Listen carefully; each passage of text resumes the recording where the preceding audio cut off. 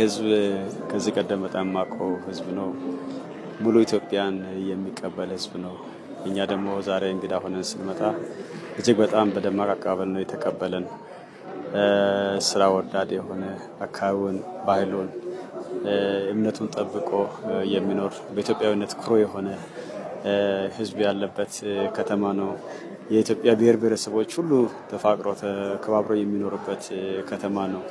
ዛሬ ባየሁት ነገር በጣም ደስ ብሎኛል። እኔ እንደምታውቁት በአንድ ክልል ቀድሞ ደቡብ ብሔር ብሔረሰቦች በነበረ ጊዜ ወልቂጤን በጋራ በአንድ ክልል እናስተዳድር ነበር።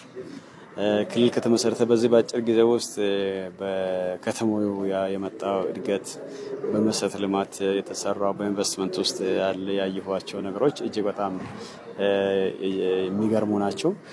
የህዝቡም በልማት ላይ እያሳየ ያለው ተነሳሽነት፣ የአመራሩም ቁርጠኝነት ስራዎችን የጋራ አድርጎ ለመስራት የሚሄድበትን ሁኔታ ያየሁት ነው የነበረው። እንደ አጠቃላይ ወልቂጤ ላይ ባየሁት ነገር በጣም ደስተኛ ነኝ። መንግስታችን እንዲሁም ፓርቲያችን ብልጽግና በከተሞች ላይ የጀመረው ስራ ከተሞችን ምቹ የመኖሪያ ስፍራ ለማድረግ አረንጓዴ ለማድረግ የታለሙ ትልሞች በተጨባጭ በሁሉም የኢትዮጵያ ኮርነሮች ላይ እየተተገበረ እንዳለ ማሳያ የሚሆን ነገር ነው ያየሁት። ወልቂጤ ላይ አንድ መንገድ ነበር የነበረው። ወልቂጤ ከአዲስ አበባ እስከ ጅማ ጋምቤላ ድረስ የሚሄድ ዛሬ አማራጭ መንገዶችን አይተናል።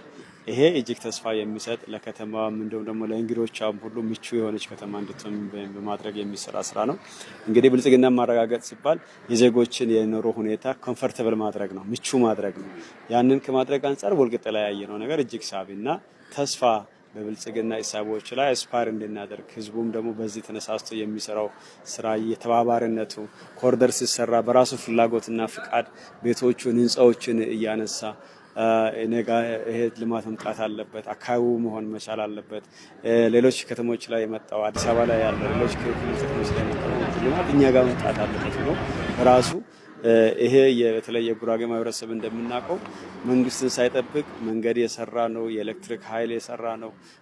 ሌሎችም የስራዎችን በራሱ ተነሳሽነት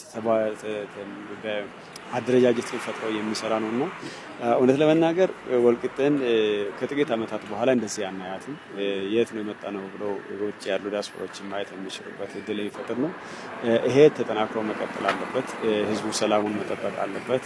የጋራ አንድነትን ማጽናት መቻል አለበት። በየአካባቢው የሚነሱ ችግሮችን በውይይት በመግባባት እየፈታ ከሄደ ይህ አካባቢ ትልቅ የቱሪስት የንግድ ማዕከል የመሆኑ መቀጠል ተስፋው እጅግ የላቀ ነውና ይሄ ተጠናክሮ መቀጠል አለበት እላለሁ።